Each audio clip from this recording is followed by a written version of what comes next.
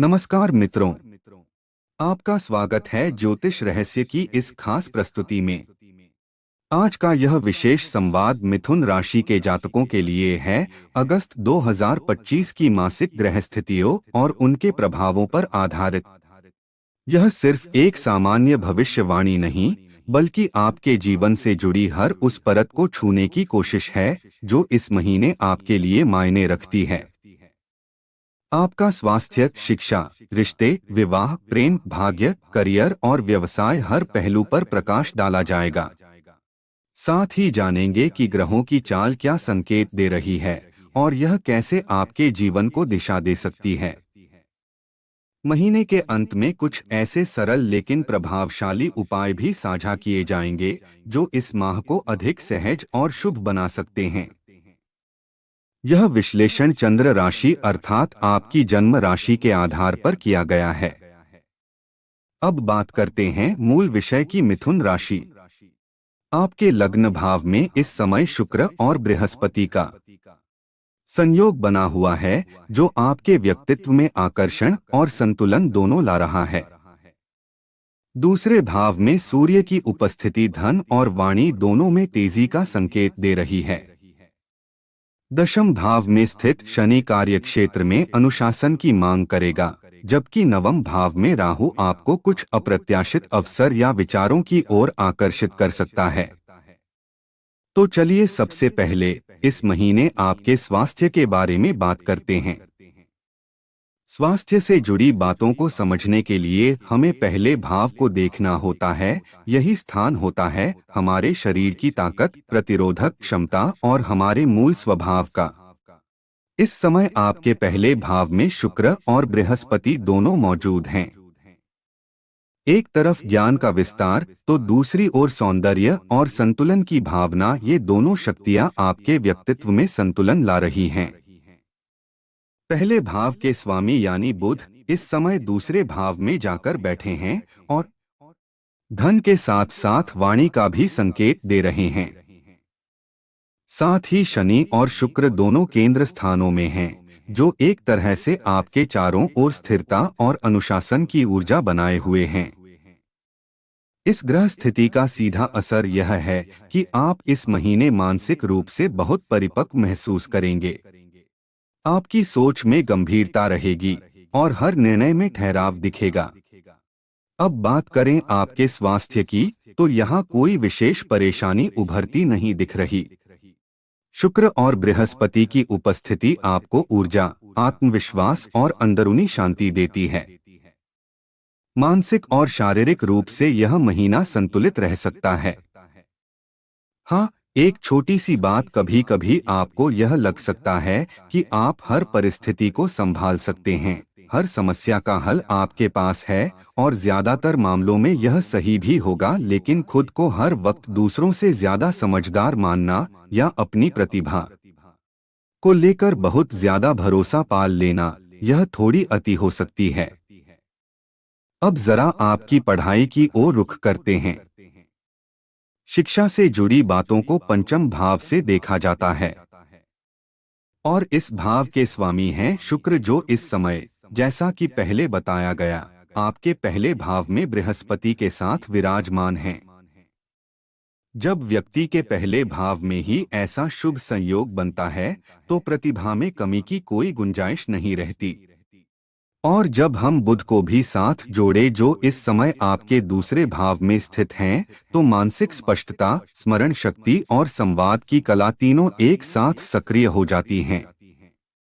यह ग्रह स्थिति सीधा इशारा कर रही है कि इस महीने आपकी एकाग्रता अच्छी रहेगी और जो कुछ भी पढ़ेंगे वह गहराई से समझ में आएगा।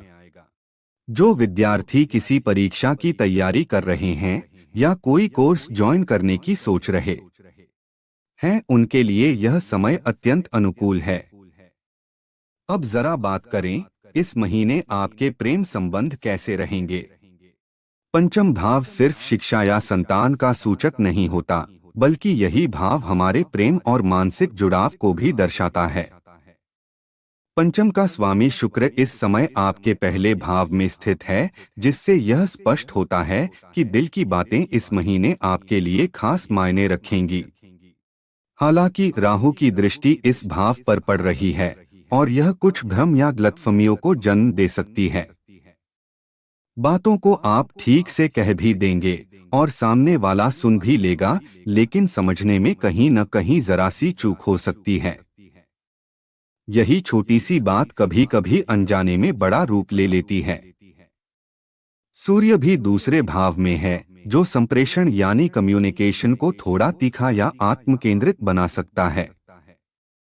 इसलिए खासकर 15 या 16 अगस्त से पहले अपने रिश्तों में शब्दों को लेकर थोड़ा सतर्क रहना बेहतर होगा। अगर कोई पुरानी बात रह गई है, कुछ अधूरी बातें या मनमुटाव रहा है, तो महीने के दूसरे हिस्से में यानी 16 अगस्त के बाद परिस्थितियां खुद ब खुद सुलझती नजर आएंगी। इस समय जो संवाद होगा वो सच्चे मन से होगा और रिश्तों में फिर से नरमी और आत्मीयता लौट सकती है। अब बात करते हैं आपके वैवाहिक जीवन की। इस महीने ये पहलू आपको क्या संकेत देता है? वैवाहिक सुख का केंद्र 7वां भाव होता है और इस भाव के स्वामी यानी बृहस्पति इस समय आपके पहले भाव में विराजमान हैं। न केवल वे स्वयं मजबूत स्थिति में हैं, बल्कि वे अपनी दृष्टि से अपने ही घर 7वें भाव को देख भी रहे हैं। उनके साथ शुक्र की दृष्टि भी वहां पहुंच रही है और साथ ही मंगल और शनि भी अपनी अपनी दृष्टियों से इस भाव को प्रभावित कर रहे हैं। इस समय आपके जीवन साथी का स्वभाव थोड़ा बदलता बदलता सा रह सकता है। कभी बहुत ही सौम्य, संवेदनशील और अपनापन देने वाला व्यवहार देखने को मिलेगा और कभी कभी अचानक से जिद्द और गुस्से की प्रवृत्ति भी नजर आ सकती है। मंगल की दृष्टि से कहीं न कहीं तात्कालिक प्रतिक्रिया की संभावना बनती है, यानी छोटी बातों पर भी भावनात्मक प्रतिक्रिया मिल सकती है। वहीं शनि की उपस्थिति रिश्ते में कुछ कठोरता या रूखापन ला सकती है, खासकर संवाद में। लेकिन शुक्र और बृहस्पति का प्रभाव इस पूरे संयोजन को संतुलन देने का कार्य करता है। वे दोनों भावनात्मक गहराई और समझदारी लेकर आते हैं और यही दो ग्रह रिश्ते को संभालने का रास्ता भी दिखाते हैं। अब बात करते हैं उस विषय पर जो हर किसी के जीवन में सबसे ज्यादा मायने रखता है, आपका भाग्य, आपका करियर और आपका व्यवसाय इस महीने कैसा रहेगा। भाग्य स्थान यानी नवम भाव इस समय राहु से प्रभावित है और करियर का दहस भाव यानी दशम स्थान वहां शनि विराजमान हैं। राहु जब नवम भाव में आते हैं तो वहां एक विशेष प्रकार की बेचैनी, असमंजस और जल्दबाजी का वातावरण तैयार करते हैं।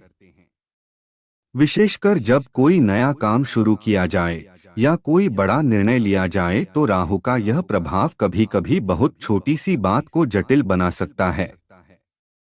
यह भी ध्यान देने योग्य है कि नवम भाव को परंपरागत रूप से पिता और गुरु का स्थान माना जाता है और जब राहु इस स्थान में बैठते हैं तो इसे कई बार पितृदोष जैसा प्रभाव भी माना जाता है, विशेषकर तब जब कुंडली में राहु और सूर्य साथ हो या नवम भाव राहु से ग्रसित हो। इसलिए अगर इस महीने आप कोई शुभ कार्य, बड़ा प्रोजेक्ट या नई दिशा में कदम बढ़ाने का सोच रहे हैं तो एक बात साफ समझ लीजिए, जल्दबाजी में उठाया गया कदम उलझने खड़ी कर सकता है। राहु का स्वभाव ही है भ्रम पैदा करना और व्यक्ति को जरूरत से ज्यादा उत्साहित या अधीर बना देना।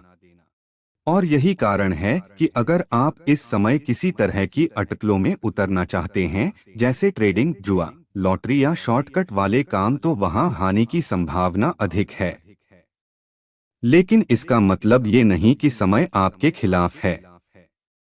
अगर आप धैर्य, योजना और अनुशासन के साथ कोई भी काम करेंगे तो राहु आपकी परीक्षा लेगा जरूर, पर परिणाम भी देगा। करियर की दृष्टि से अगर सोचें तो एक बहुत ही गहरी और प्रभावशाली स्थिति बन रही है। दशम भाव के स्वामी बृहस्पति फिलहाल लग्न में स्थित हैं और सबसे खास बात, शनि 30 वर्षों के लंबे अंतराल के बाद आपके दशम भाव में आए हैं और अब 2.5 साल तक वहीं रहेंगे। अब बात इतनी सी नहीं है कि शनि दशम भाव में है, बात यह है कि शनि वहां क्या लेकर आए हैं। शनि का दशम भाव में होना एक स्पष्ट संकेत है कि अब आपका कर्म प्रधान समय शुरू हो चुका है। और यह ऐसा समय होता है जहां आप चाहें या न चाहें मेहनत करनी ही पड़ेगी, कोई विकल्प नहीं बचेगा। आप पुरुष हो या स्त्री, शनि की यह स्थिति आपको भीतर तक झकझोर देगी। एक नया अनुशासन, एक नई सोच और एक जिम्मेदारी का एहसास आपके भीतर स्वतः ही जन्म लेगा। और जब ये गुण सक्रिय हो जाते हैं तो फिर व्यक्ति को आगे बढ़ने से कोई रोक नहीं सकता। इस दौरान आप अपनी क्षमता की सीमाओं को लांघते हुए न केवल परिश्रम करेंगे बल्कि हर उस चीज को सीखने के लिए तैयार रहेंगे जो आपके विकास में मदद कर सके। और यहाँ सिर्फ शनि नहीं, बृहस्पति भी अहम भूमिका निभा रहे हैं, क्योंकि दशमेश बृहस्पति स्वयं लग्न में विराजमान हैं। इसका अर्थ सीधा सीधा ये है कि आपके करियर का नियंत्रण अब आपके आत्मविश्वास, आपके साहस और आपकी सोच के हाथ में है। शनि, जो भाग्य के स्वामी भी हैं, अब कर्म भाव में बैठे हैं और वो भी बृहस्पति की राशि में। इसका प्रभाव यह होगा कि आपके प्रयास न केवल मजबूत होंगे बल्कि उनमें परिपक्वता और स्थायित्व भी होगा। बिजनेस को लेकर यदि इस समय की स्थिति देखें तो परिस्थितियां आपके पक्ष में हैं। बुध का प्रभाव धन भाव पर है, जो यह संकेत देता है कि आपकी वाणी, आपकी समझदारी और आपकी योजनाएं इस समय आपको लाभ दे सकती हैं। शुक्र और बृहस्पति आपके लग्न में उपस्थित हैं, जिससे आपका आत्मविश्वास और आकर्षण दोनों ही बढ़ रहे हैं। आपके अंदर की कला, आपकी प्रतिभा, ये सब खुलकर सामने आएंगे और कारोबार में नई ऊर्जा का संचार करेंगे। राहु भले ही भाग्य स्थान में बैठा हो, लेकिन इस समय यह आपकी सोच को और ज्यादा खोजी और प्रयोगात्मक बना रहा है। आप परंपरागत रास्तों से हटकर कुछ नया करने का साहस दिखाएंगे और उसका लाभ भी मिलेगा। कुल मिलाकर यह समय व्यापार में विस्तार के लिए अनुकूल है। अब बात करते हैं उपायों की। गायत्री मंत्र का नियमित जप करें। यह आपके भीतर की ऊर्जा को स्थिर बनाएगा और निर्णय क्षमता को बढ़ाएगा। बुध ग्रह के बीज मंत्र ओम ब्रा ब्री ब्रौ सह बुधाय नमः का 108 बार जप करें। इससे आपकी वाणी और बुद्धि को मजबूती मिलेगी। मित्रों, अगर जानकारी उपयोगी लगी हो तो कमेंट में जय शनिदेव जरूर लिखें और ऐसी जानकारी पाने के लिए चैनल को सब्सक्राइब करें और वीडियो को शेयर करें।